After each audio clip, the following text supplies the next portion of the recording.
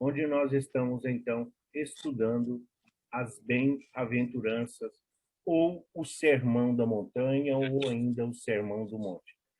Semana passada, nós vimos toda a introdução, vamos assim dizer, o apanhado geral das bem-aventuranças.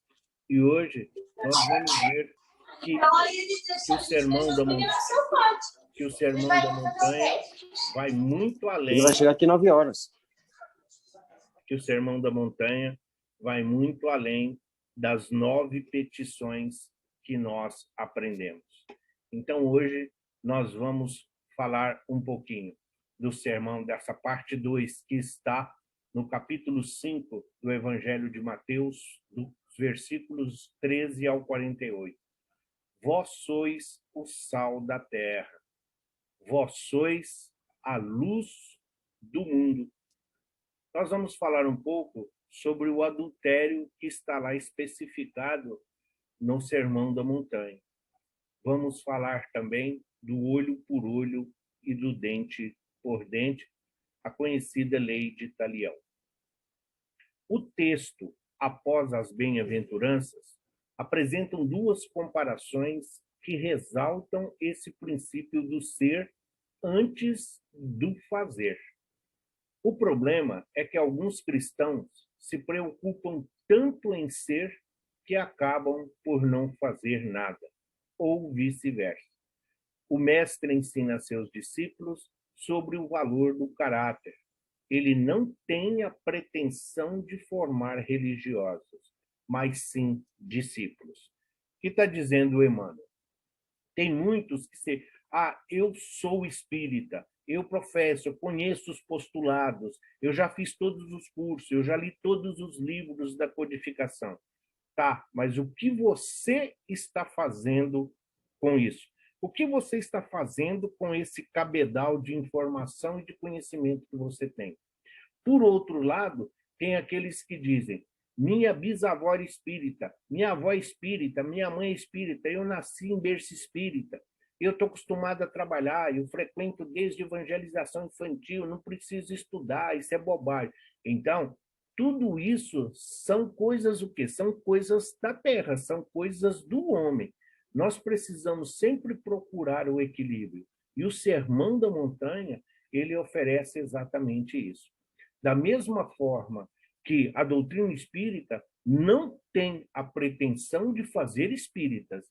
O objetivo da doutrina não é fazer espíritas, mas sim com que as criaturas que professam, as criaturas que estudam, as criaturas que estão sob a égide da doutrina possam ser a cada dia criaturas melhores.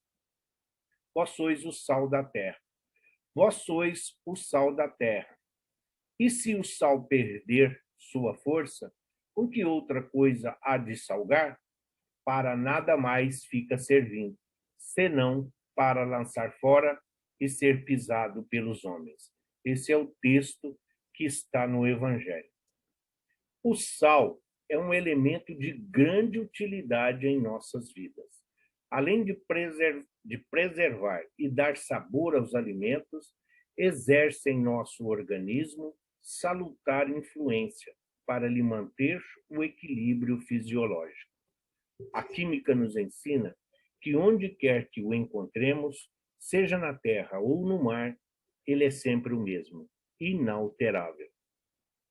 Se nós pegarmos um pouco do sal e retirarmos um copo da água lá do rio Tietê e colocarmos sal, ele vai continuar inalterável. Se nós colocarmos sal numa garrafa, seja de Bonafonte, qualquer outra marca dessas conhecidas, também colocarmos sal, ele vai ser a mesma coisa, ele não muda. Então, o sal não macula, o sal não enferruja, o sal ele não se deteriora. Então, o sal representa, por isso que Jesus disse, nós somos o sal da terra. É a nossa encarnação, é a nossa vida na matéria.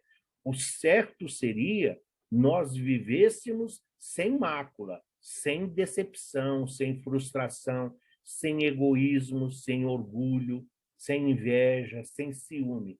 São esses vícios, são essas mazelas que representam aqui para nós o sal da terra.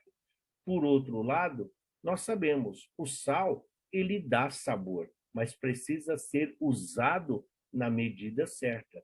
Então, tudo isso, a comparação, às vezes, muitas vezes, nos indagam. Por que Jesus não falava mais direto? Por que Jesus não era mais claro nessas situações? Jesus usava de simbolismos fortes, de coisas do dia a dia, usava elementos que aquelas pessoas conheciam, que aqueles espíritos, ou seja, que muitos de nós, naquela situação, precisávamos compreender. Parábola nada mais é do que pequenos contos com grandes ensinamentos, pequenos contos, pequenas colocações onde se fala grandes verdades. Então, ser o sal da terra é viver a encarnação o melhor possível. Mesmo que esteja sendo usado, mesmo que nós frequentemos lugares por necessidade que não seja aquilo que nós almejamos, por quê? Você ser espírita dentro da casa espírita, junto dos filhos que muitos nós impomos, né, a nossa verdade, às vezes as nossas convicções, é fácil. O problema é nos mantermos inalterados junto ao chefe que cobra, que exige, que pega no pé, a sogra que vê os nossos defeitos, que vê os nossos vícios. Então, todas essas pessoas que nos falam as verdades que nós não queremos, é esse o sentido do sal. Como nós devíamos nos manter inalterados na nossa caminhada. O sal deverá ser misturado às substâncias alimentícias. Sem isso, não produzirá os efeitos desejados. Assim também o aprendiz dos ensinos de Jesus. Para atuar junto aos seus companheiros de jornada, precisará conviver, participar das dificuldades e alegria dos seus irmãos. Deus fez o homem para viver em sociedade. O homem deve progredir, mas sozinho não o pode fazer, porque não possui todas as faculdades. Precisa do contato dos outros homens. Nós mantemos sempre homens, porque é o que está nos textos originais das obras e também da Bíblia. O certo seria em contato com outros seres humanos, porque sempre o homem aqui está se referindo ao elemento material, ao espírito. Mas é isso que ele está falando. Nós somos seres gregários. Ninguém de nós pode ser insuflar. Nós não podemos ser uma ilha. Nós precisamos dos outros. Exatamente, não para nos completar, porque senão nós estaríamos rebaixando Deus à nossa condição, dizendo que ele criou seres imperfeitos ou pela metade. Não, da mesma forma que nós não temos um açougue, nós não temos uma farmácia, nós não temos uma loja de material de construção, é por isso que nós precisamos das pessoas. Quando nós precisamos de qualquer um dos elementos, qualquer material relativo às nossas necessidades, nós procuramos nessas colocações comerciais que foram ditas. Assim somos nós. Nós aprendemos, nós temos a oportunidade de praticar a caridade, nós temos a oportunidade de desenvolver o amor, de compartilhar um ensinamento. É exatamente com esses irmãos que nós vamos muitas vezes aprender a lidar com a raiva, com o ciúme, com o ódio, até mesmo com o desejo de vingança.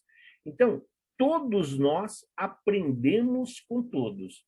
Nós influenciamos, mas também somos influenciados. O grande mérito educativo do Cristo junto aos apóstolos foi exatamente poder contar com a experiência de Pedro, sendo ele o mais velho, e, ao mesmo tempo, com a jovialidade de João e Tiago, que eram os mais novos.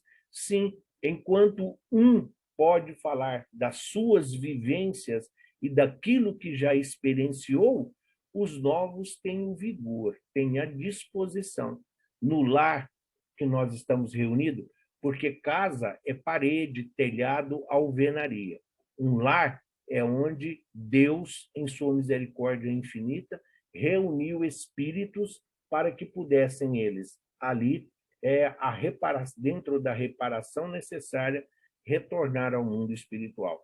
E é exatamente no seio familiar que nós vamos encontrar os maiores adversários, os desafetos, aqueles que nos obrigam, vamos assim dizer, a caminhar retamente dentro daquilo que professamos.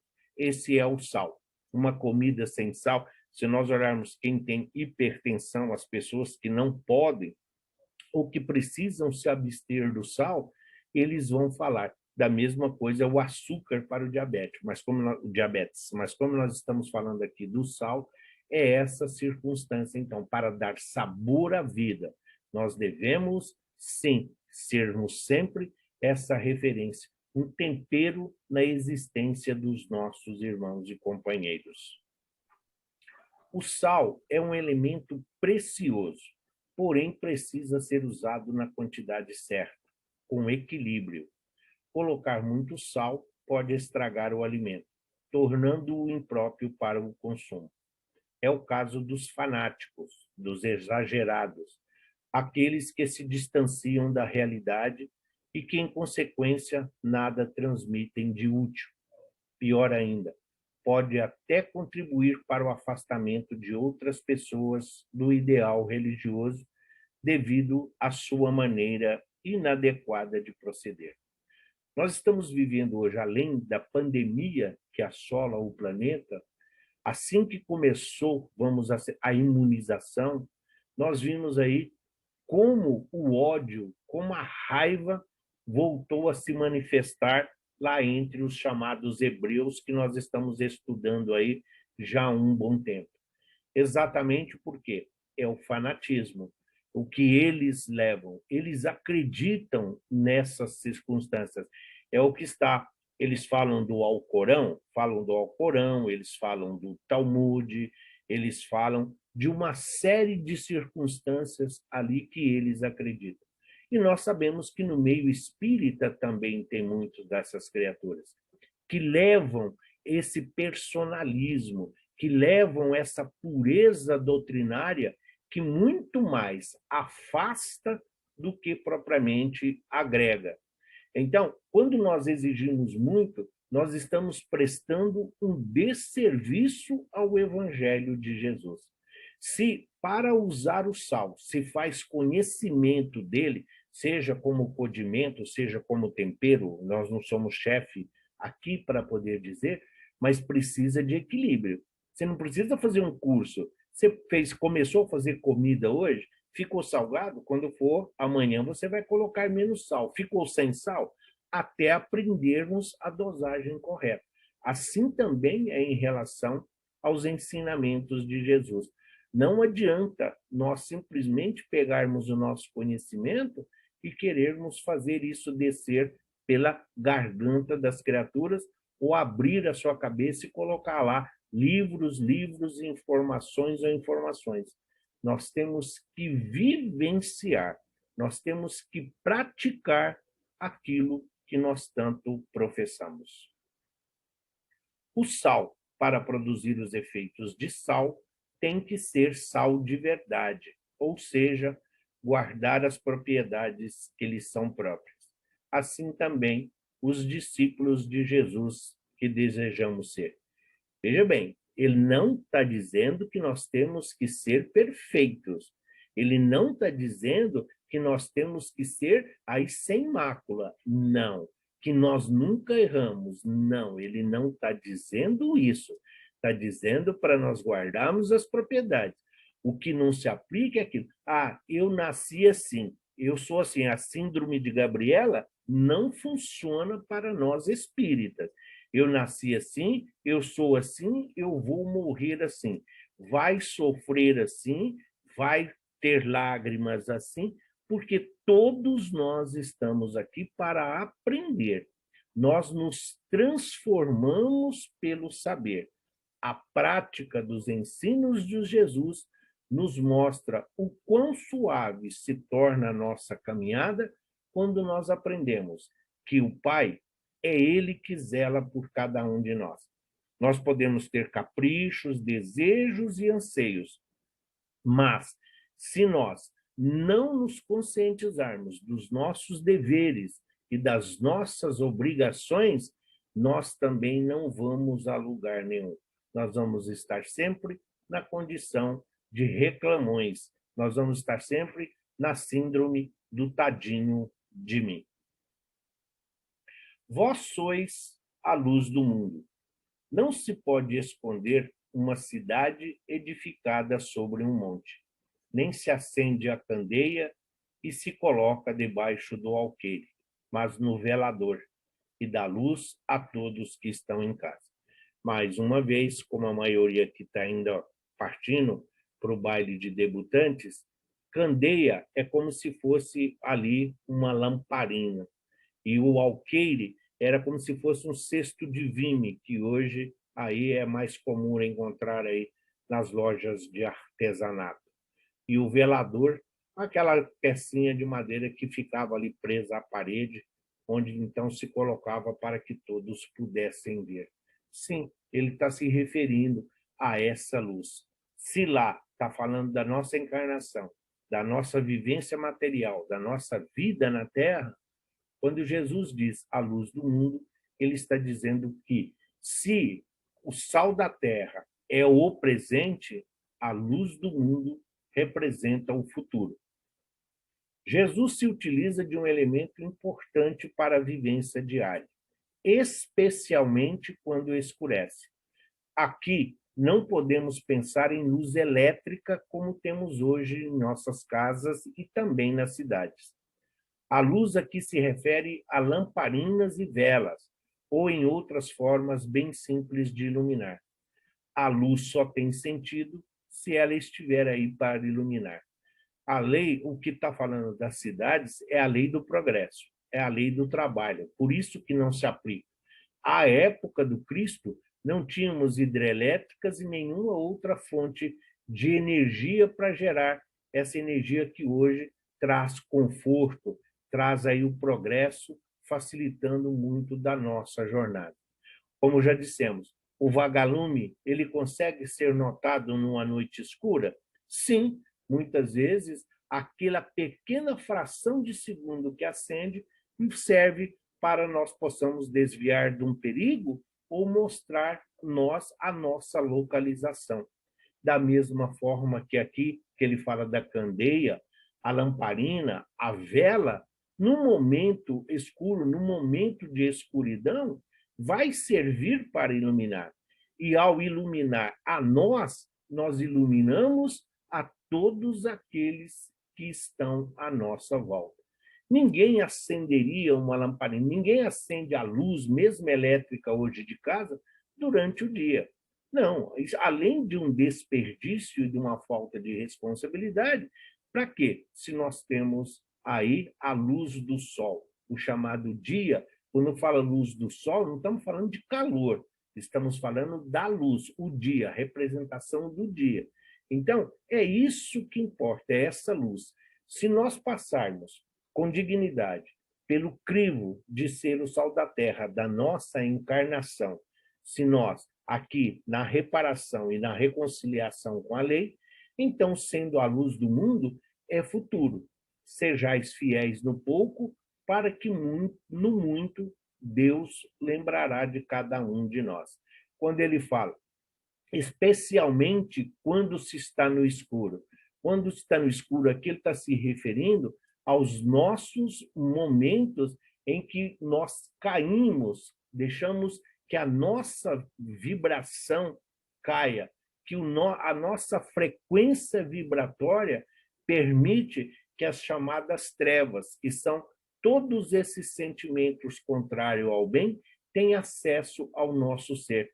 Nós permitimos influências, nós permitimos sugestões, e a maioria delas perniciosas. Então, a luz representa a oração. A luz representa, nós devemos sair da vela para o sol. Claro que guardadas as devidas proporções, mas estamos aqui dentro de uma representatividade do que espera o Cristo de cada um de nós. Foi Jesus que nos disse: vós sois a luz do mundo. Você tem alguma dúvida a este respeito? Nós nascemos para brilhar. Nós não nascemos para viver escondido dentro de nós mesmos, como um caracol assustado. Todos nós temos qualidades que estamos vindo desenvolvendo há séculos. São os nossos pontos fortes. São os aspectos em que nos aproxima ainda mais da perfeição. Como está lá no capítulo 27, me parece, do Evangelho, sede perfeitos como perfeito é vosso Pai que estás no céu. Não, nós não podemos almejar essa perfeição. Deus é a perfeição absoluta. Jesus, o Espírito mais perfeito que já viveu aqui entre nós. E é esta a nossa destinação. Quando fala, você nasceu, nós nascemos para brilhar, as pessoas pensam que é ser famoso. As pessoas pensam que é ter uma posição de destaque, é ser um diferencial. Não, está dizendo que cada um de nós devemos viver de acordo com as condições do nosso planejamento reencarnatório. As dificuldades, as barreiras e os obstáculos são para serem vencidos. Os nossos defeitos, todos enxergam, todos veem, até aqueles cegos, os míopes, conseguem identificar os nossos defeitos. Mas as nossas qualidades, depois de nossa mãe, é muito difícil encontrarmos alguém que as consiga enxergar. Mas isso não deve ser importante, porque nós temos que fazer, nós temos que realizar e nós temos que ser em razão de sermos filhos de Deus. É a Ele, e somente nós, e Ele sabe o que nós vivenciamos e o que nós estamos passando. As pessoas que formam a nossa família, amigos, companheiros de jornada, nós vamos conhecendo dentro da vivência que nós experienciamos. Então, nós elogiamos a qualidade desse, daquela outra, daquele outro. É isso que nós estamos vivenciando. É o que ele quer que nós vemos. É o que ele quer que nós enxergamos. Por isso, nós não podemos dizer que ele é assim, aquela pessoa é assim. Muitas vezes, nós nos decepcionamos. Quantas vezes nós já não ouvimos alguém dizer: nossa, nunca pensei que o Seba fosse capaz disso. Não, sempre foi capaz. O que não teve antes foi uma oportunidade. Talvez pelo carinho, pelo afeto, pela amizade, pela gratidão, então ficavam embotados esses defeitos. Mas, se nós já temos a consciência de que, sendo todos filhos de Deus, estamos aqui para sermos burilados, estamos aqui para sermos transformados naquele diamante cobiçado do mundo espiritual, então nós temos que compreender que somente através do servir sem interesse, isso nos coloca nesta condição de luz do mundo. Por que motivo deixaríamos de compartilhar com o mundo o que nós temos de bom dentro de cada um de nós? Por mais humilde que sejamos, sempre temos algo a acrescentar. Sempre podemos contribuir com alguma coisa única que só nós temos. Afinal, somos seres individuais. Então, sempre que falamos, quando a gente fala de perispírito, ou quando nós vamos falar a diferença do que é o espírito, o princípio espiritual, sempre usamos o famoso bolinho de chuva. Tá, você tem a massa de onde todos nós saímos. Então, a massa é ali o princípio espiritual. Ali está tirado do fluido cósmico universal. Quando se coloca, passando pela colher e colocando no óleo quente, o bolinho ali, aquela massa, o bolinho de chuva, ele passa a ser individualização da massa. Ele é a massa, mas agora individualizado. Ele não tem mais como retornar ao que ele era. Então, assim somos nós. A partir do momento em que recebemos a nossa individualização, nosso livre-arbítrio, nós passamos a fazer parte do todo, mas já não somos mais aquele princípio. Agora, nós somos. E os bolinhos não são todos iguais. Mesmo que a colher seja a mesma, a massa é a mesma, o óleo é o mesmo, a panela é a mesma, tá, mas você tem calor, você tem uma série de fatores que tornam cada um diferente do outro. E todos têm a sua utilidade. É isso que ele está dizendo. Nós às vezes, realçamos demais as qualidades e as virtudes da outra criatura e nos colocamos sempre em condição inferior. Isso é um erro. Não é egoísmo enxergar em nós a nossa capacidade. O que nós não podemos é deixar que a presunção tome conta. Nós não podemos nos deixar conduzir pela vaidade da fascinação. Porém, reconhecer que nós somos úteis, que nós somos capazes e que nós podemos fazer, isso faz parte do nosso aprendizado. Onde quer que estejamos, nós podemos somar, nós podemos multiplicar, nós podemos apresentar ideias. O fato delas não serem aproveitadas, o fato delas não serem concretizadas, não significa que nós estamos sendo aí relegados. Não, precisa ver se haveria condições para que tudo seja feito. O importante é a colaboração. O importante é estar sempre atento às necessidades do que está acontecendo à nossa volta. Não fomos criados para sermos seres apagados e escondidos. Não importa se temos muitas coisas a reajustar com o passado. Não importam as dificuldades que criamos para nós mesmos, nesta ou em outras encarnações. Em qualquer circunstância, podemos dar o melhor de nós. Sempre podemos fazer o melhor. Nós não nascemos perfeitos. Nós não nascemos com um manual. Nós estamos aqui todos para aprender, para evoluir. Já erramos muito. Quem não erra, não aprende. Ninguém aprende de uma só vez. Ninguém aprende na primeira oportunidade. Não, é errando que nós vamos aprender. A diferença é que só se erra uma vez, em termos de moral. Em termos de moral, se erra uma vez. Na outra vez, aí já é opção, porque a pessoa já sabe. Agora, se nós estamos falando de coisas práticas, de coisas concretas, então, vamos supor, criar filhos. Então, isso aconteceu. Mas ele ficou com febre porque brincou com água.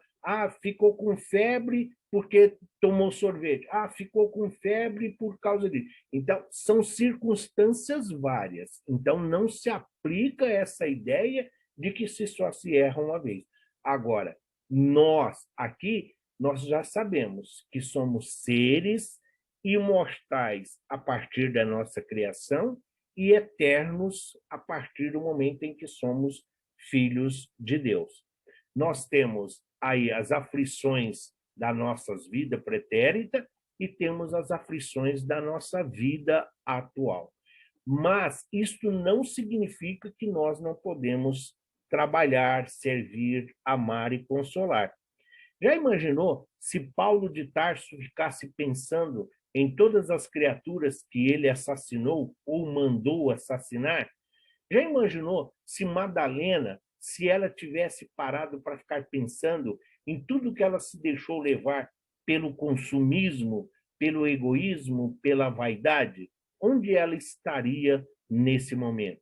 E se Pedro tivesse ficado sentado lá, em cima da culpa e do remorso, porque negou a Jesus? E João Batista também não duvidou? Tomé não duvidou de Jesus? E todos eles não têm o seu mérito? Todos eles não têm a sua importância? Então, da mesma forma, nós muitas vezes temos para com os nossos irmãos a santificação. Ah, mas o Chico nunca errou. O que chegou até nós, ele nunca errou. Mas não pense que ele não teve os seus atritos com a federação. E isso não pode ser computado na conta do Emmanuel. Aí era o Chico que estava fazendo. Ah, mas isso importa? Não. Por que não importa? Porque a obra dele é muito maior. O que ele fez de bem compensa e muito essas pequenas desventuras ou essas pequenas mazelas que alguns detratores querem falar. Então, olhemos para nós. Temos os defeitos? Vamos procurar corrigi-los. Sabemos das nossas imperfeições? Não vamos colocar um hábito, não vamos colocar uma bata, uma batina em cima e querer parecer perfeito para os outros. Não, mas também não precisamos ficar esfregando no rosto de ninguém as nossas dificuldades e as incompreensões perante o mundo em que nós estamos vivendo. Sempre que surgir a oportunidade, tratemos de aproveitá-la com confiança e fé. Nós somos a luz do mundo, disse Jesus, e não devemos esconder a nossa luz. Pelo contrário, devemos fazer sempre que a nossa luz brilhe e resplandeça à vista de todos, para que todos a vejam. Nossa luz são os nossos valores internos, são o pouco que conseguimos expressar de Deus que habita em cada um de nós. Nossos filhos, por mais rebeldes, por mais dificultosos que sejam às vezes, eles nos amam. Eles falam mal de nós. Eles, às vezes, nos distratam. Mas deixa alguém de fora falar mal de nós para ver. Assim também somos nós.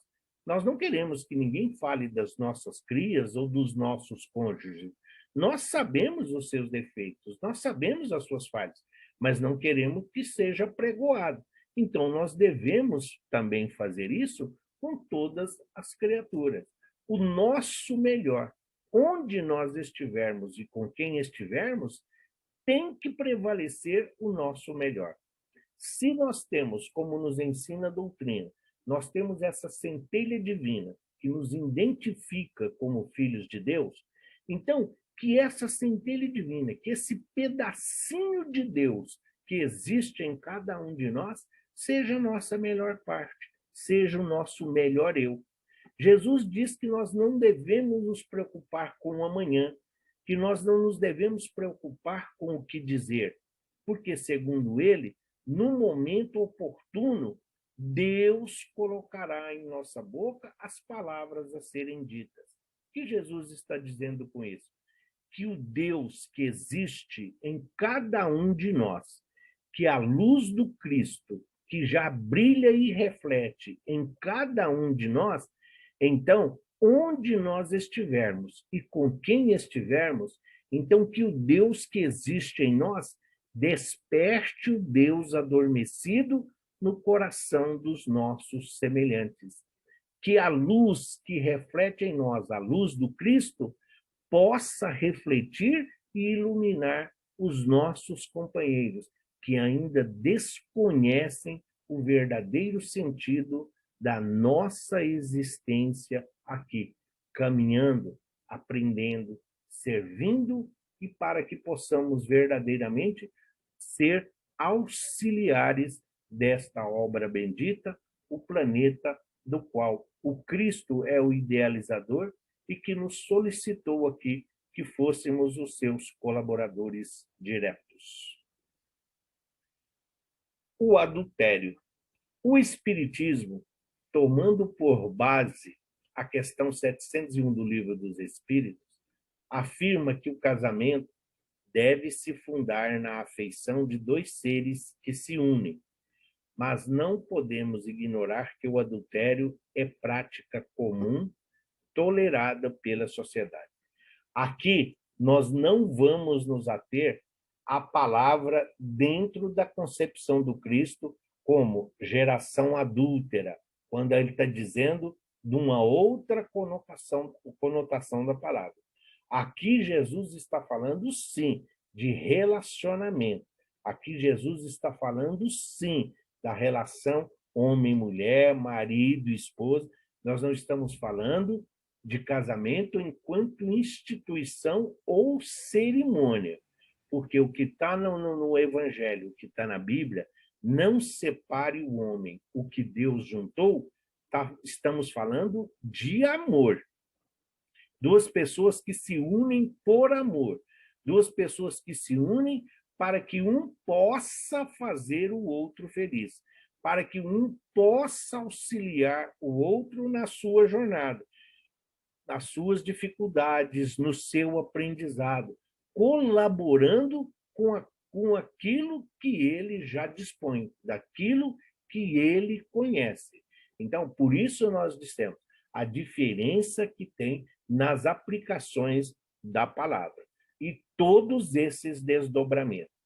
A doutrina espírita, através das várias obras que ela hoje disponibiliza, se nós observarmos, 90% das obsessões, 90% das perseguições por ódio, desejo de vingança e raiva estão relacionadas ao sexo e principalmente ao adultério, enquanto forma de enganação, de lesão em sentimento das outras criaturas.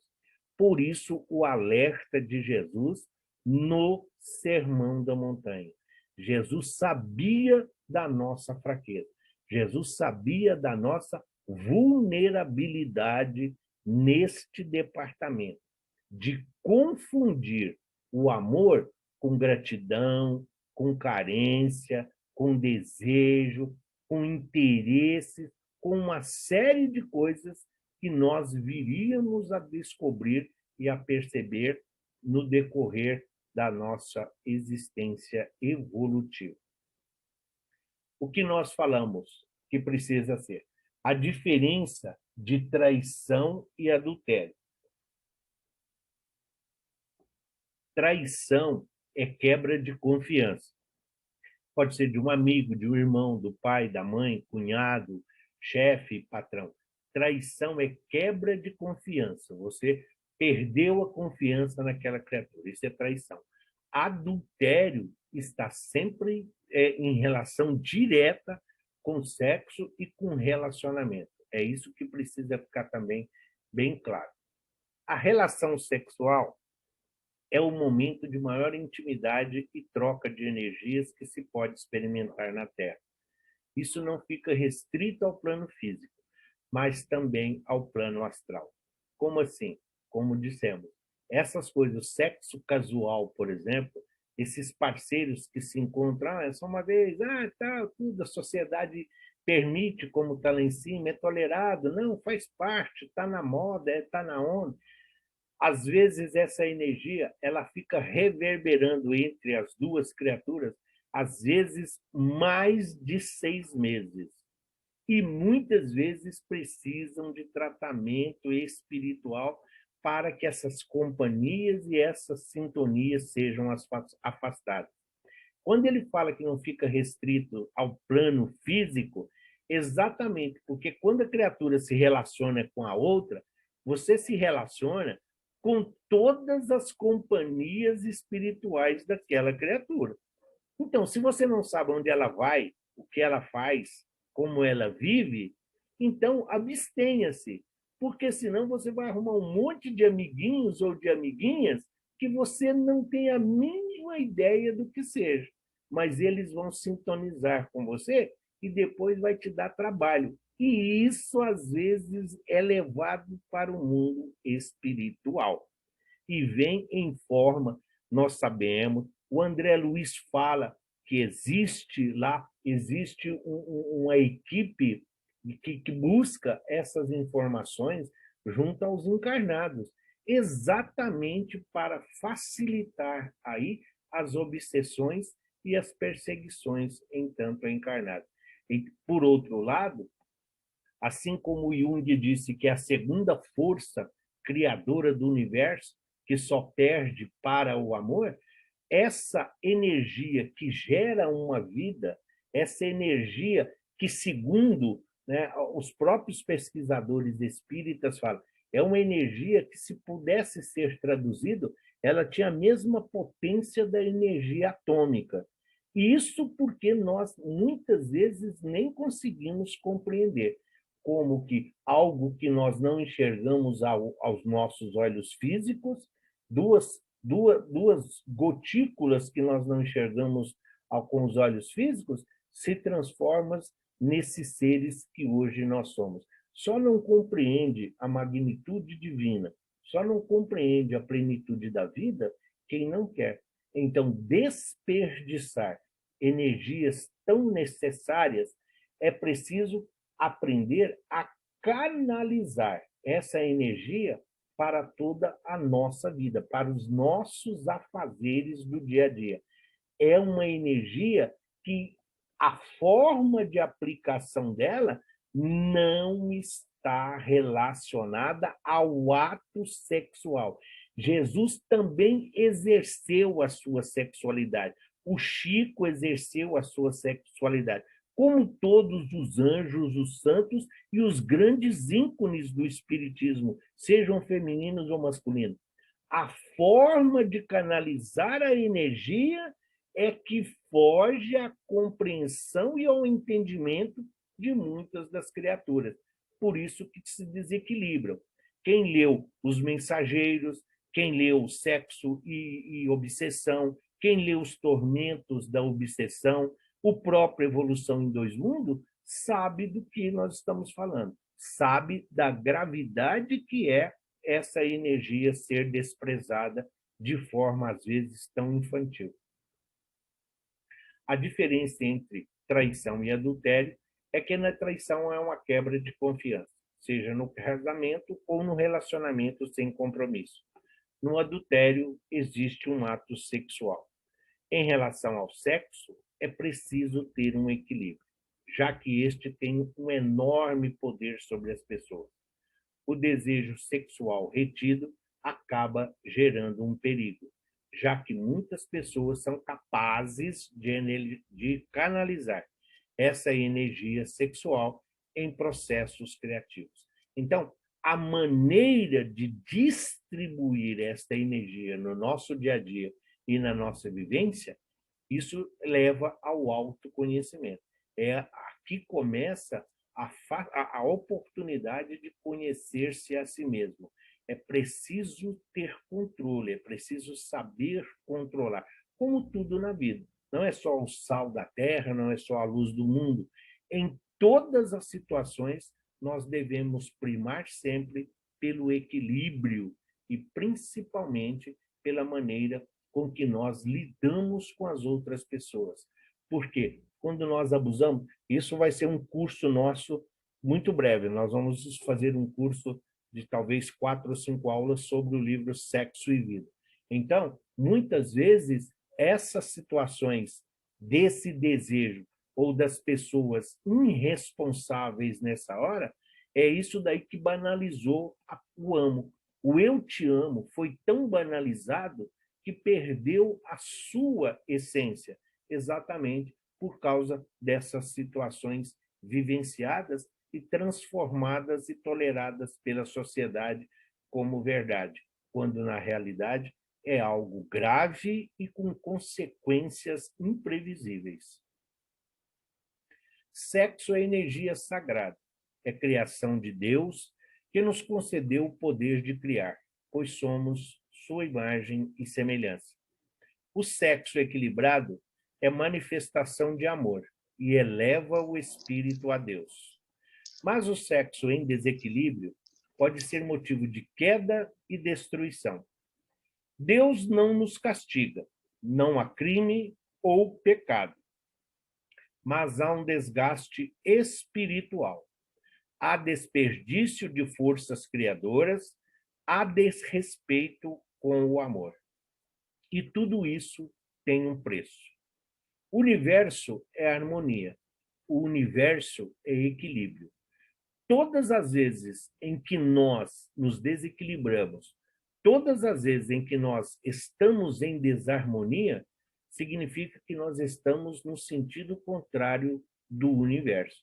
Então, se nós não conhecemos a nós, se nós não conhecemos os nossos sentimentos, se nós não conhecemos as nossas realidades, se nós não compreendemos que nós ainda somos seres imperfeitos e que depende de nós alcançar essa magnitude, nós vamos sofrer, nós vamos passar por decepções, nós vamos passar por frustrações e que muitas vezes levam a situações ainda piores.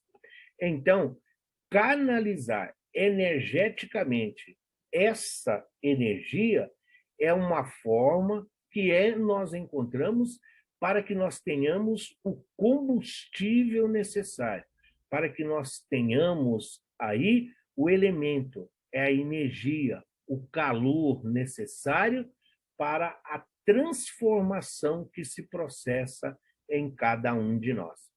Quando nós lesamos as outras criaturas com quem nós estamos, entre aspas, nos relacionando, quando nós mentimos, quando nós enganamos, quando nós dissemos palavras bonitas somente para agradar, quando nós dissemos mentiras, aí elas sublimadas como se fossem verdades, na realidade, tudo isso retornará para nós. E muitas vezes em uma situação em que nós já não temos mais como controlar, porque às vezes passam-se anos, às vezes passam-se décadas, e no mundo espiritual, até séculos, para que possamos fazer as devidas reparações daqueles a quem lesamos na área sexual. Os atos, os pensamentos e as intenções demonstram muito como nós somos como espíritos. Se a vontade da matéria prevalece sobre a do espírito, se o impulso rebaixa a razão, demonstra que precisamos urgentemente tomar as rédeas de nossa carruagem, para que a mesma não siga desgovernada e caia no precipício. A colocação que ele faz é muito interessante, quando ele fala da carruagem, que é a época. A época que isso prevalecia. De Kardec ainda tinha muita carruagem em 1857. Então, o que ele está dizendo? Se nós condenamos o cavalo porque ele subiu na calçada e atropelou alguém ou atropelou qualquer coisa que tinha lá, não. Nós estamos o quê? Dessa forma. Não, quem é o responsável? É o condutor. É quem está ali com as rédeas da situação. A mesma coisa somos nós. Aqui, a representatividade do cavalo representa o nosso corpo, são os nossos desejos, são os nossos anseios, são as nossas vontades. Mas o espírito que é o condutor. O espírito é que tem que manter a razão, a lógica, o raciocínio. É o espírito que deve prevalecer sobre a matéria em qualquer que seja a circunstância. O mundo regenerador que se aproxima, o mundo regenerador no qual a Terra está se transformando, o bem vai prevalecer. Por quê? Porque o espírito já vai ter mais domínio exatamente sobre a matéria. Então, nós já passamos da fase animal. Hoje, nós já não podemos mais dizer e realizar a maioria das coisas simplesmente pelo instinto. Hoje, nós já sabemos o ápice, nós já passamos também das sensações. Hoje, nós já sabemos o verdadeiro significado do que é o amor e, principalmente, do que o amor é capaz. como diz Pedro na sua primeira carta. O amor cobre uma multidão de erros. Então, os erros são nossos. Quanto mais nós amarmos, mais seremos. Não é isso que Jesus diz a Marta, lá, as irmãs de Lázaro, em Betânia? Ela muito lhe será perdoado, porque muito ela amou. Em uma relação sexual feita de ternura, ocorre uma transmissão de energia das mais profundas, semelhante a uma aplicação de paz. Então, não é colocação. Alguns dos livros que não foram citados na aula inaugural, por isso que está aqui. Então, se todos nós procuramos casa espírita para tratamentos, para retificações, para ratificações, para que nós possamos encontrar o equilíbrio e a harmonia, aqui está o que Emmanuel sempre vai nos dizer. Então, é como se fosse um passo. Você tem uma troca energética. Se tem equilíbrio, se tem amor, ninguém está sendo prejudicado. Essa energia, ela está reverberando, ela está circulando pelos chakras, pelos centros de força, de uma forma comum de um para o outro. Quando há um interesse, seja ele físico, seja ele emocional, seja ele material, você está lesando a outra criatura. É essa diferença que precisa ter. Então, quando nós procuramos o passe, é porque nós acreditamos, então por que não observar em todos os outros departamentos da nossa existência a mesma responsabilidade e o mesmo comprometimento?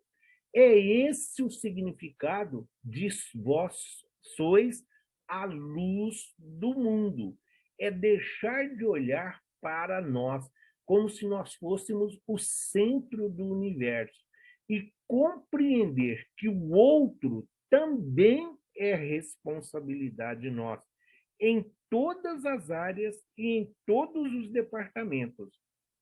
A vida do outro, a existência do outro, as experiências do outro, as necessidades dos nossos semelhantes estão na razão direta de como nós conduzimos a nossa vida perante ao Evangelho de Jesus.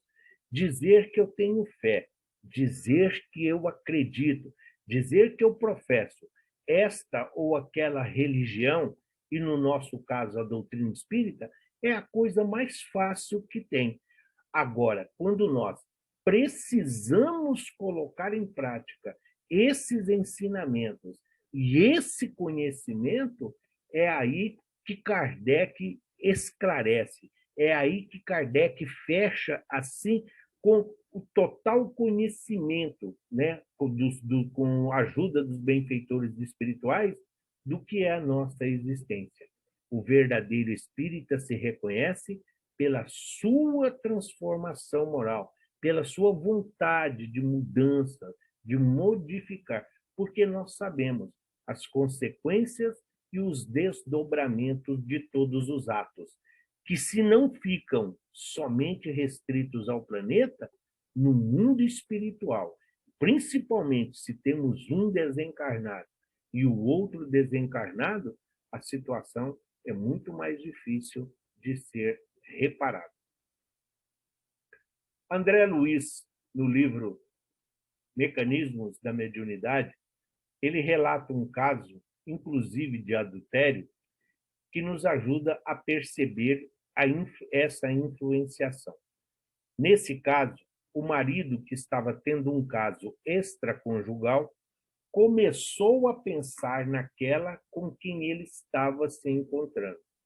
A partir desse momento, a imagem daquela mulher começa a se projetar na sua frente, sem que ele veja com os olhos corporais.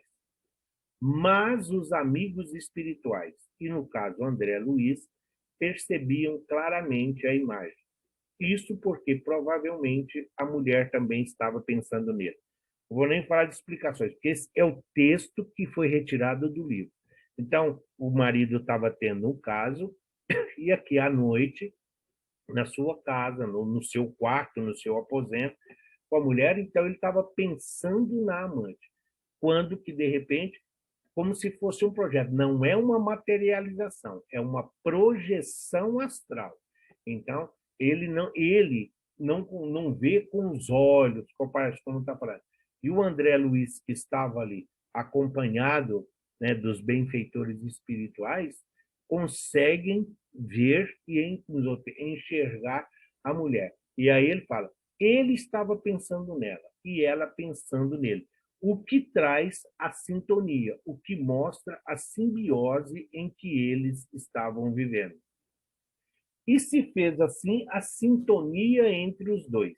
Mas essa influência começa também a atingir a esposa, que começa a suspeitar e a reclamar de suas saídas. Isso porque marido e mulher também têm uma ligação muito forte. E quando ele sai, a imagem da outra mulher continua no ambiente a atormentar a mente da esposa, sem que essa a perceba, mas mesmo assim sentindo a sua influência. Então, não é o Sebastião, não é o Frei Anselmo, não é o Gembe, não é o Kardec, são os benfeitores espirituais dizendo das consequências e desdobramentos. Não estamos aqui defendendo nem A, nem B, nem C. Mas a mulher que não tinha nada a ver com a situação, porém, o amor que a unia ao esposo, a outra vem perturbá-la dentro do seu aposento e dentro do seu ambiente familiar.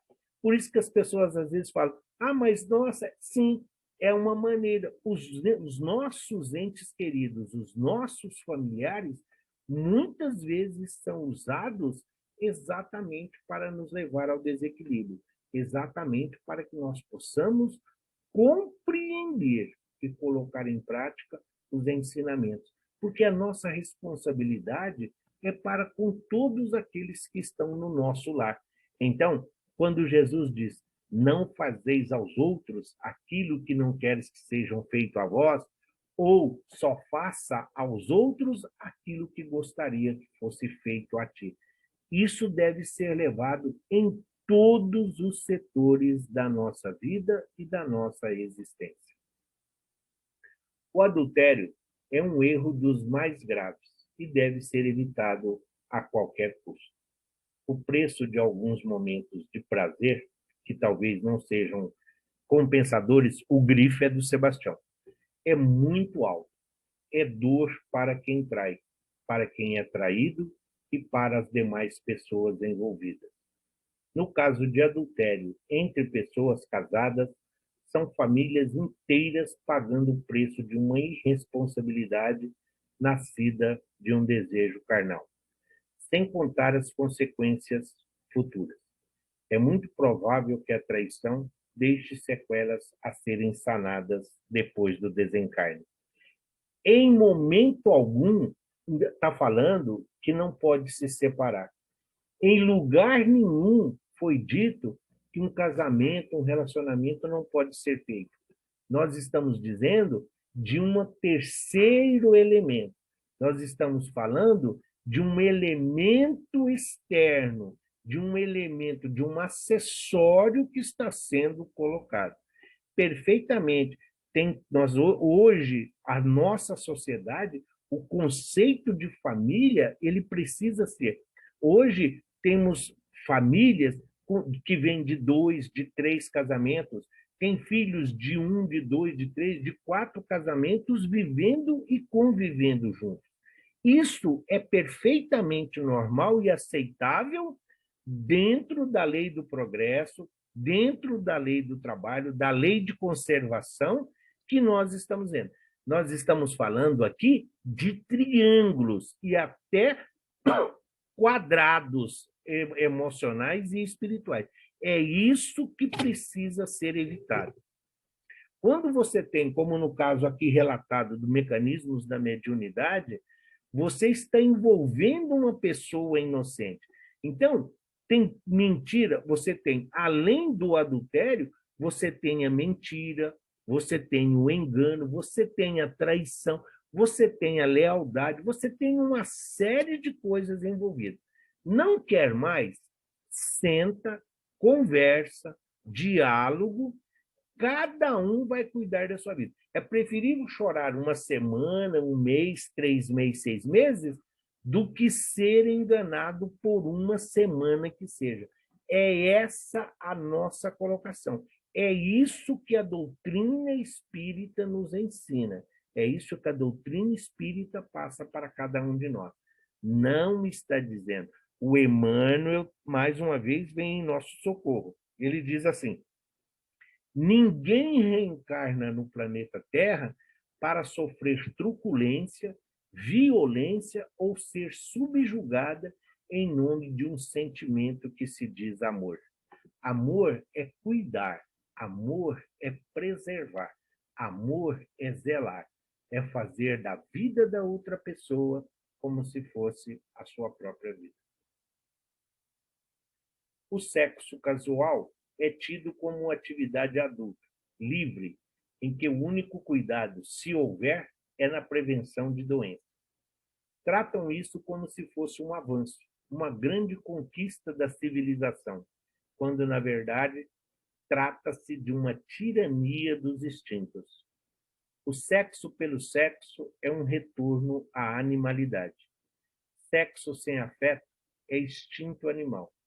Os praticantes do sexo casual não gostam de pensar a respeito. Ninguém gosta de reconhecer as suas fraquezas, analisá-las e questioná-las. Acham que quem tem opinião contrária à sua é moralista. E a doutrina espírita não dá lição de moral. Nós, espíritas, não damos lição de moral. Nós, enquanto espíritos em aprendizado, não podemos julgar, nem condenar, e muito menos dar sentença a ninguém. Mas o Evangelho fala de uma coisa chamada moral. É preciso ter moral. As várias denominações religiosas, as várias religiões que existem, elas podem falar o que quiser da vida de Jesus, os seus atos e tudo. Mas a moral do Cristo é inatacável. E assim devemos ser todos nós. Afinal, ele é o nosso guia e modelo. Então, cuidado com o que nós falamos. Cuidado a quem nós nos dirigimos. Paulo de Tarso diz que nós precisamos ter muito cuidado com o vaso. Ele está se referindo ao nosso corpo. Esse vaso espiritual, ele é o elemento, ele é o instrumento do qual o espírito necessita. Sabendo que existe 7 bilhões de espíritos no mundo espiritual esperando para reencarnar, todos nós deveríamos agir com mais indulgência para conosco mesmo, respeitando o desígnio divino e, principalmente, o grande número de espíritos envolvidos no nosso retorno à carne. Seja o seu sim, sim, seja o seu não, não. Essa é uma verdade. O não também é uma maneira de educar. O não, talvez, traz muito mais ensinamentos do que um sim. Houve um tempo em que bastava a palavra de uma pessoa e o compromisso estava firmado. Hoje as pessoas dizem palavras. O vento as leva. Vivemos numa sociedade em que os membros banalizaram o compromisso verbal. Por isso nós precisamos de autenticação, por isso nós precisamos de reconhecimento de firma, por isso nós precisamos de testemunhas em tudo quanto é documento ou contrato que vai ser redigido. Exatamente porque hoje as palavras são usadas com muito interesse. Então as palavras hoje não têm mais aquela força que tinham. Os pais de antigamente falavam poucos, sim, mas o pouco que falava era ouvido. E nós aprendemos. nós ainda hoje, em muitos lugares, principalmente no interior, a palavra vale mais do que papel, vale mais do que qualquer contrato escrito. Mas pela facilidade com que nós encontramos, as pessoas deixam se seduzir pelo verniz das palavras.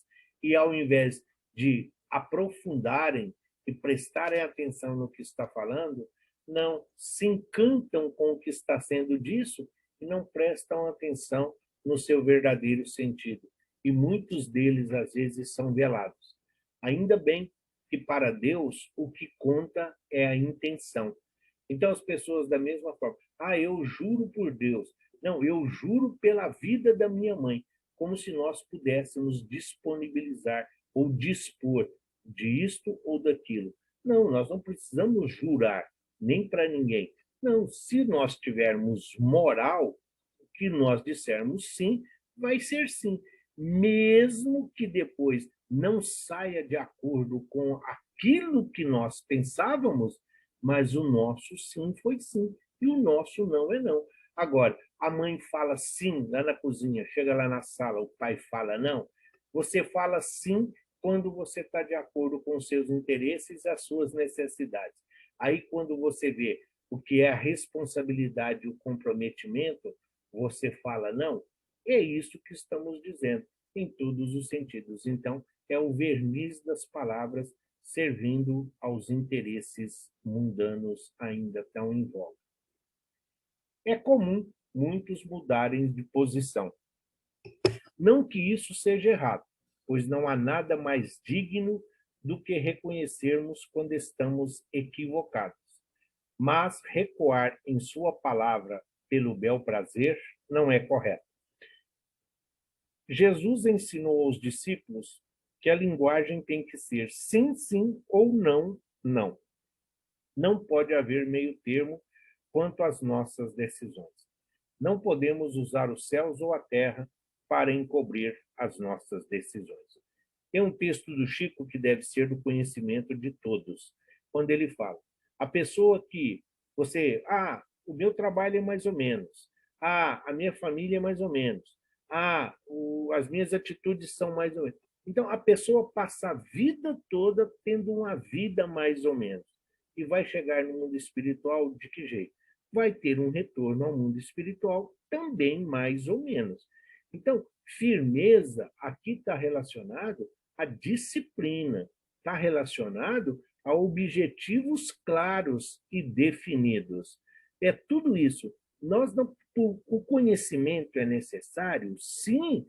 A informação é útil? Sim. Mas nós não podemos fazer disso nenhum uso para escravizar, para abusar, para ofender, para tirar vantagens em relação às outras pessoas. Então, como estamos dizendo, não precisamos fazer juramentos.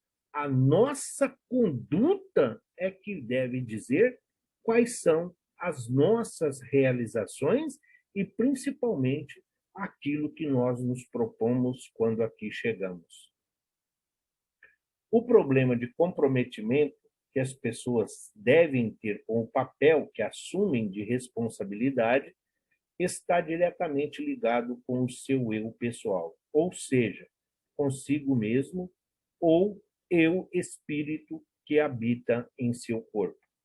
O espírito prevalece sempre sobre a carne. É o espírito que pensa, é o espírito que age. Não adianta tomarmos uma atitude e depois castigarmos o corpo. Não adianta depois dilapidarmos o corpo físico por algo que foi o espírito que decidiu. São as nossas tendências, o nosso arquivo espiritual que está contido aí no nosso perispírito e que hoje habita esse corpo.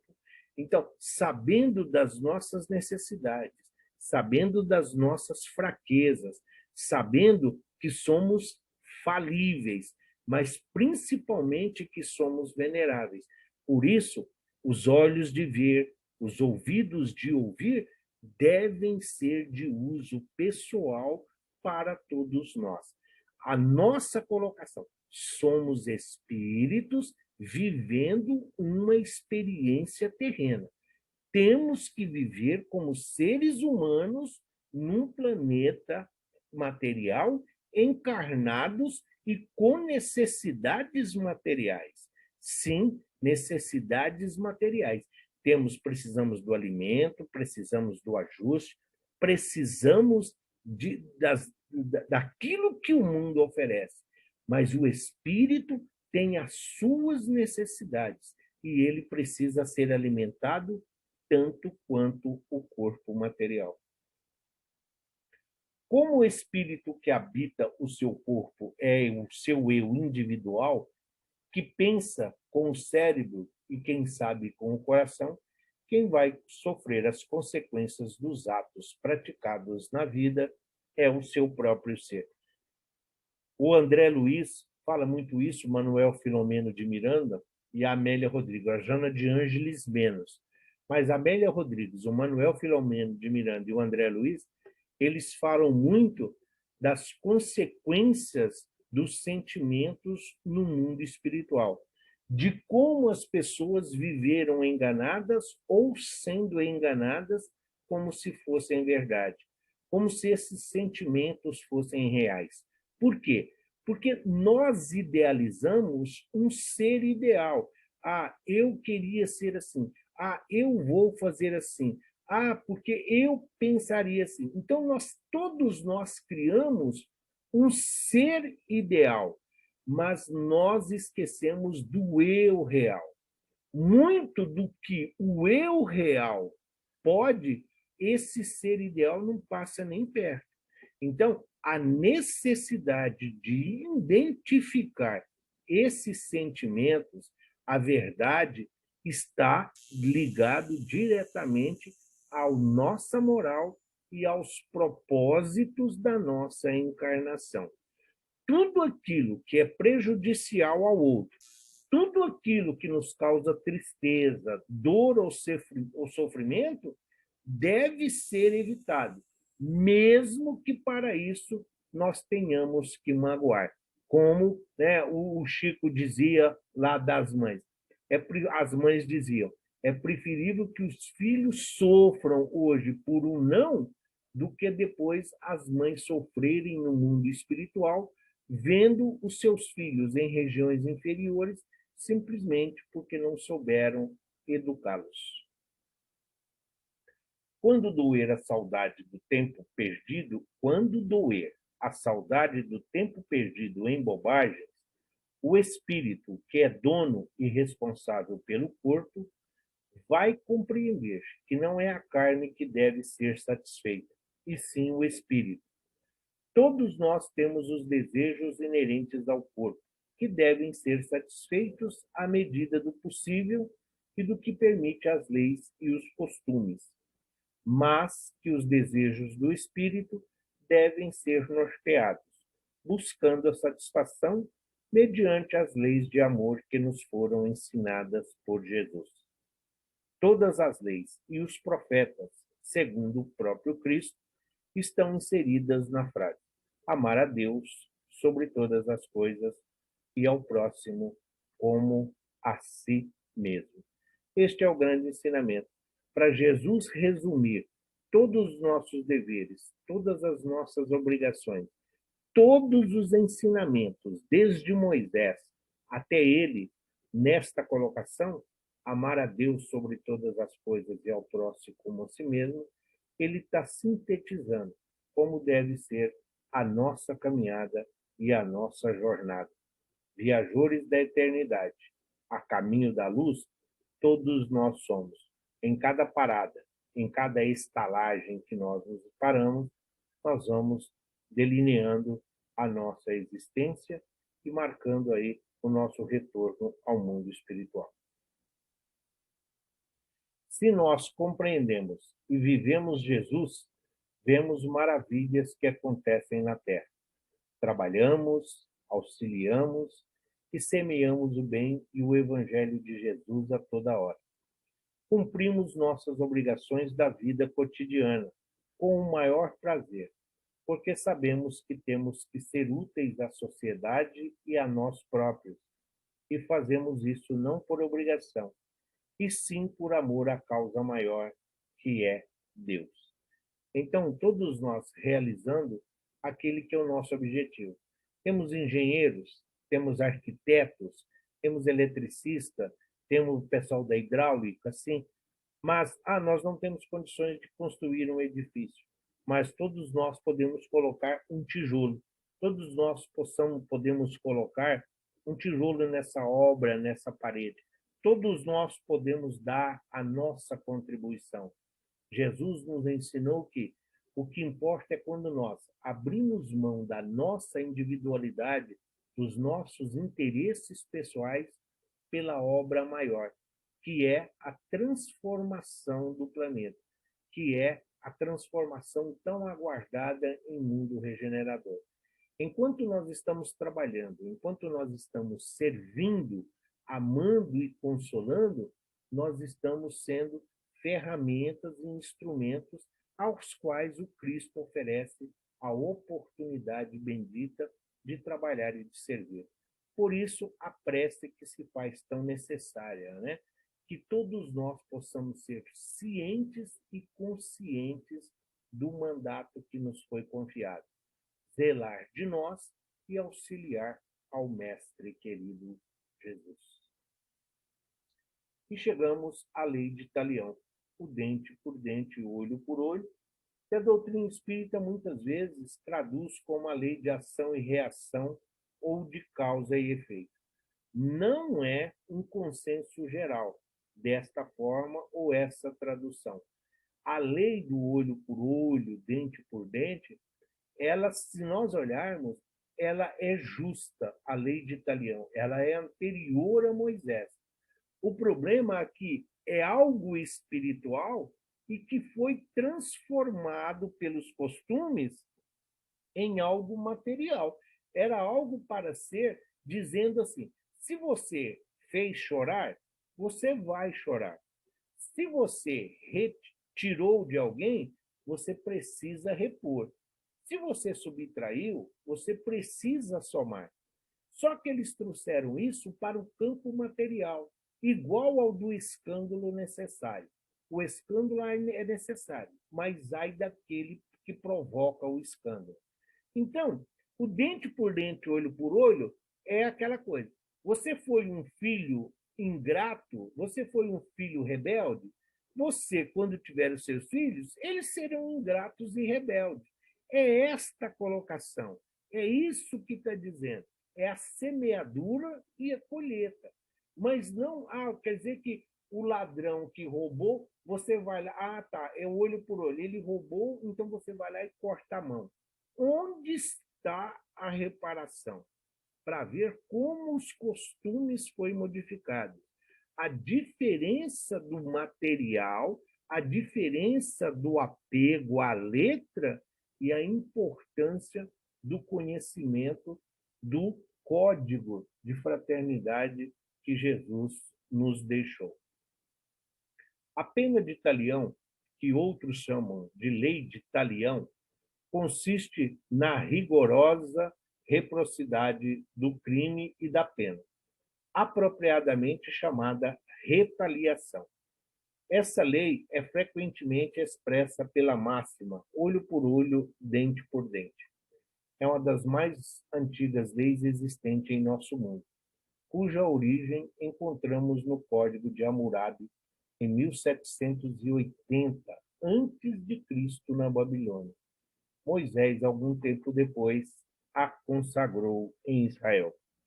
Tem um conto de uma tribo africana, que depois foi até retratado em Hollywood, aí pelo cinema americano, onde tem ainda, né, na África, num gueto, onde a criatura, por exemplo, que matava o outro, então era levado até as margens do rio.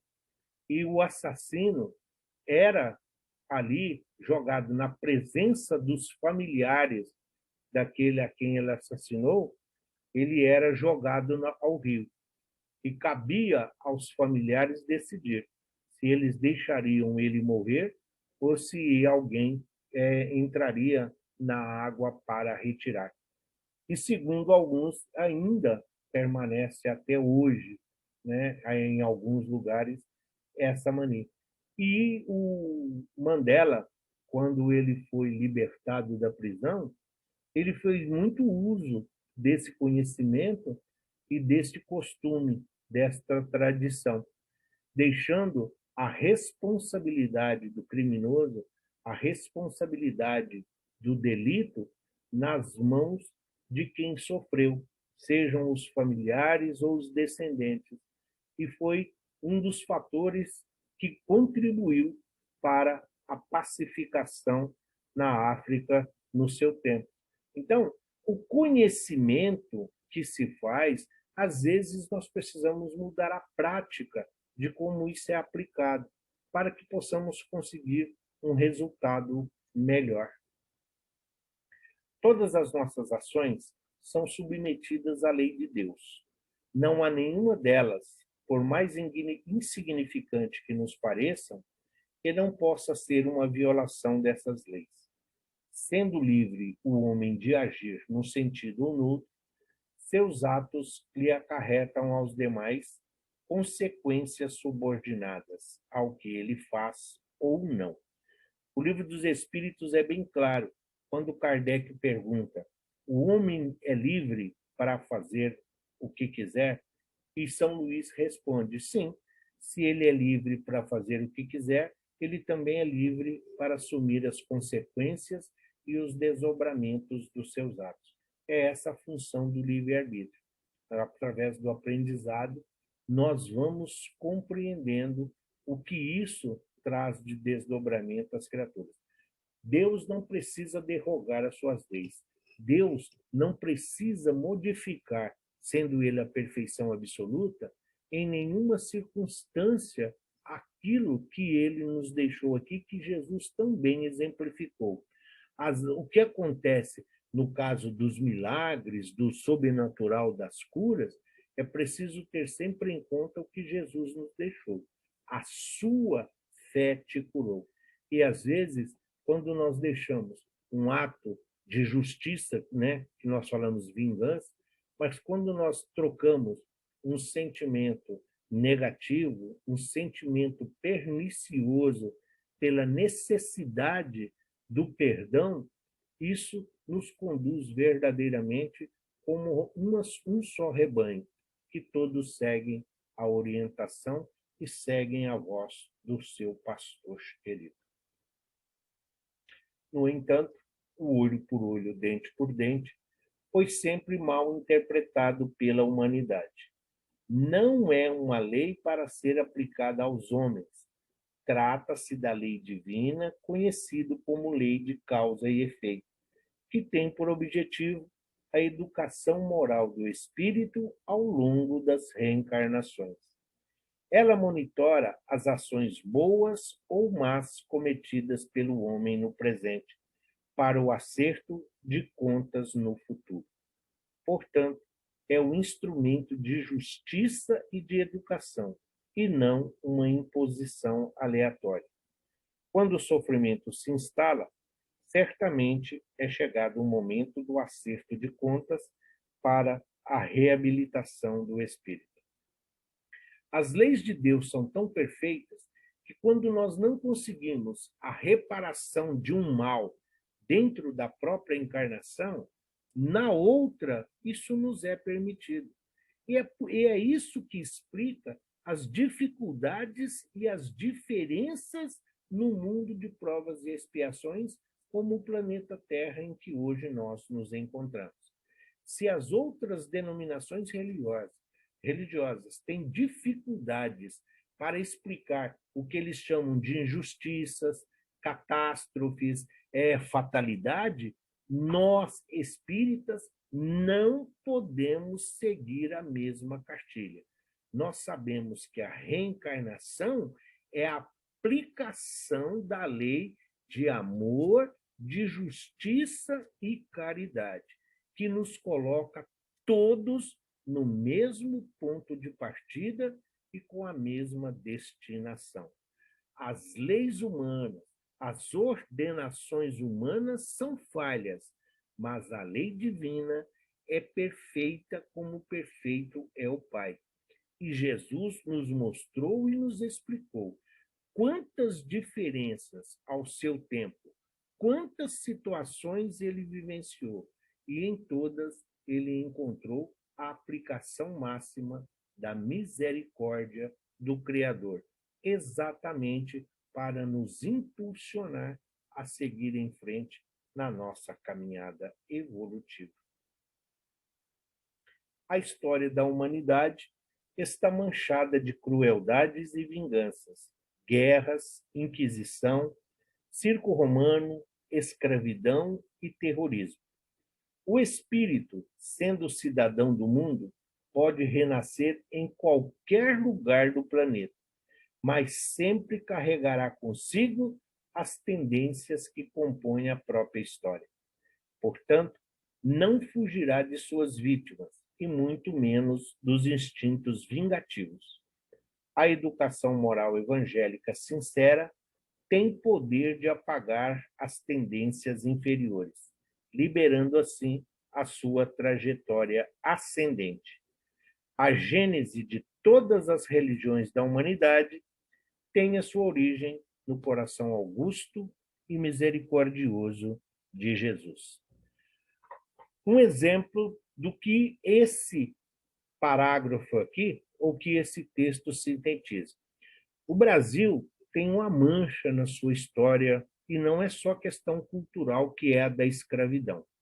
Fala-se muito nos escravos africanos, nos negros africanos que viveram uma situação de escravidão no Brasil. Amélia Rodrigues nos diz que não existe um espírito africano. Não teve nenhum espírito africano sendo escravizado no Brasil. Todos os espíritos que aqui vieram na condição de escravos, sofrendo todas essas mazelas físicas, todas essas torturas e toda essa crueldade, são espíritos ligados à Inquisição espanhola e à Inquisição portuguesa, quando os cristãos perseguidos passaram a perseguir os muçulmanos. Toda aquela crueldade, toda aquela vileza, toda aquela baixaria moral da Inquisição espanhola e portuguesa, aquelas crueldades, torturas que chegam até nós hoje através da literatura, os espíritos que assim agiram sofreram na própria carne, na condição de escravos, a situação que eles pediram, eles solicitaram no mundo espiritual esta oportunidade de vivenciar no próprio corpo físico tudo aquilo que eles causaram aos irmãos de caminhada. Então, é isso que ele está falando. Essa seria a aplicação correta de dente por dente, de olho por olho, e não dessa forma, quantas vezes cruel para com o corpo físico, que nós ainda entendemos no nosso meio. A grande diferença entre provas e expiações é que na expiação, a expiação cobre o passado e a provação abre o futuro. Portanto, a lei de causa e efeito em ação não pode ser vista como um período de sofrimento e dor, e sim um período de redenção, oportunidade de reerguimento. É a oportunidade de nós quitarmos nosso débito, a nossa dívida, saldar os nossos erros. Perante Deus e Jesus, não existe credor, não existe devedor, não existe vítima, não existe algoz. Existem espíritos com necessidade de reparação e de reconciliação. Então, a expiação, nós estamos quitando o nosso débito com o passado, os nossos erros lá da nossa vida pretérita. E as provações é para ver se realmente estamos aptos a sermos aqui, né? Estarmos aqui no mundo regenerador, no qual a Terra caminha em passos largos. E a nossa próxima aula, semana que vem, nós vamos dar continuidade ao Sermão da Montanha ou as Bem-aventuranças, onde nós vamos falar especificamente de jejum, esmola e a oração dominical. A primeira imagem é bem um reflexo da nossa sociedade. Enquanto muitos têm o supérfluo, muitos ainda se alimentam ali, né, das sobras ou mesmo passam fome. A realidade é essa. Uma situação nem só de subnutrição, mas aqui de extrema crueldade para com todos. O Gandhi dizia: o mundo tem o suficiente para todos, mas não para a ganância de poucos. Então, somos todos responsáveis por todos. Jejum, as pessoas ainda ligam muito à religião, o jejum à não alimentação. Vou comer só pão e tomar água. Não, jejum não é só tomar pão. Se você quer fazer jejum, a água que você vai beber, oferte para quem não tem. O pão que você iria comer, oferte para quem não tem todo dia. Esse é o verdadeiro jejum. E a esmola não é caridade. Esmola é, muitas vezes, estamos doando algo que está nos sobrando, muitas vezes para desocupar espaço ou para podermos colocar as nossas novas aquisições. Uma esmola, nós damos muitas vezes para afastar aquilo que agride aos nossos olhos físicos. A suntuosidade dos templos religiosos, e não são só igrejas. Existem templos evangélicos, a exemplo do Templo de Jerusalém, não é só a Capela Sistina, não é somente dos evangélicos, messiânicos e outros todos. A suntuosidade dos templos onde as pessoas vão procurar Deus. Deus não se encontra, Deus não é luxo, Deus não é riqueza, Deus não é ouro nem prata. Às vezes as pessoas até têm vontade de entrar para ver se Deus está aqui, mas as condições, infelizmente, não permite a grande maioria. Vinde a mim, né? Jesus disse: deixai vir as minhas criancinhas. Tudo que fizeres a um desses pequeninos é a mim que fizestes. E para contradizer, para contrabalançar a suntuosidade dos templos e até mesmo, por que não, de algumas casas espíritas e igrejas, aqui está o nosso grande exemplo para nós aqui, o Chico e o seu abacateiro. Aqui tem muito mais amor, aqui tem muito mais consolação, aqui tem muito mais caridade, aqui somos todos verdadeiramente iguais, inclusive ele que é o polarizador. Então, quando se fala da história do Chico e o abacateiro, ele está se remetendo a Kardec na sua encarnação nas Gálias, quando foi um druida, onde as reuniões eram realizadas sob o carvalho. E aqui o Chico está representando exatamente as bem-aventuranças. Se lá era na base da montanha, aqui é simplesmente a natureza também oferecendo o abrigo. Não importa onde estejamos, o que importa é que nós podamos cultivar Deus em nosso coração. A oração dominical, ou Pai Nosso, vem do próprio Jesus. É a obra-prima de sublimidade da sua simplicidade. Resume todos os nossos deveres. É considerada pelos espíritos, em primeiro lugar, por ser um lamento, por ser ela aí e as suas petições. É um agradecimento, ao mesmo tempo em que é também um louvor e uma súplica. Pode substituir todas as outras. Pedido de coisas necessárias à nossa vida terrena.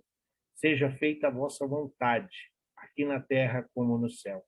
Encerra uma profissão de fé, e é o mais perfeito modelo de concisão a que nós estamos hoje habituados.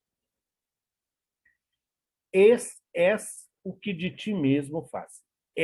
A Joana de Anjos. O texto só podia ser da Joana de Anjos. És o que de ti mesmo fazes. Aprende a ser feliz, amando e ajudando, de modo que esse tesouro nunca te seja retirado, antes se te faça multiplicado. Renascestes para conquistar a verdade adormecida no teu íntimo. Confia e ama, tem paciência e nunca desista da luta. Sim, aceitar-se como nós somos, fazer uso dos instrumentos que Deus colocou em nossas mãos, fazer uso dos recursos e dos mecanismos que Jesus nos oferece.